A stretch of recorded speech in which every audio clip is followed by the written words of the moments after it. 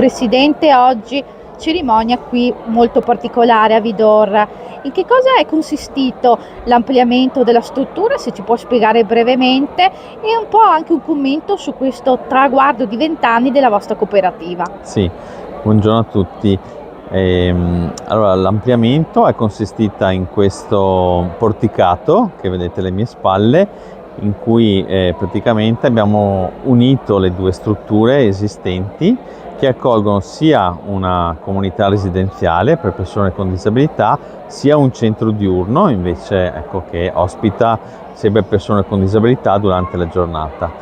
Ecco, aver creato questa struttura ci permetterà quindi nei prossimi mesi di avere un ulteriore luogo in cui poter svolgere le nostre attività, ma anche accogliere un po', diciamo, le persone del territorio che vengono ogni tanto a trovarci e magari anche proporre per loro delle attività nuove, inclusive, in modo che sia sempre di più questo scambio, ecco, tra il nostro essere all'interno della comunità, ma anche il nostro riuscire, ecco, ad essere nel territorio.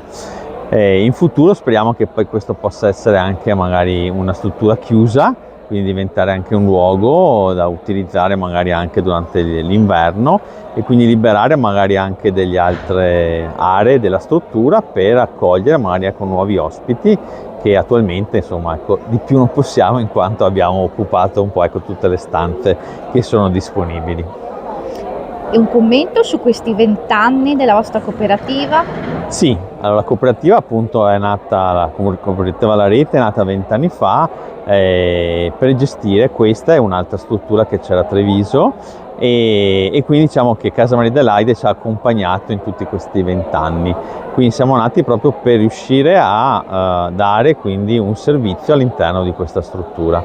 Quindi i nostri coordinatori, i nostri operatori, le educatrici quindi svolgono quotidianamente questo servizio all'interno della struttura. Ecco, sono stati 20 anni lunghi, a volte un po' anche difficili, soprattutto la partenza, insomma, no, perché partire con dei servizi nuovi su strutture che hanno magari pochi ospiti all'inizio, insomma, anche economicamente è un traguardo non da poco. Ecco, nel tempo però ci siamo strutturati e abbiamo avuto grandi soddisfazioni, insomma.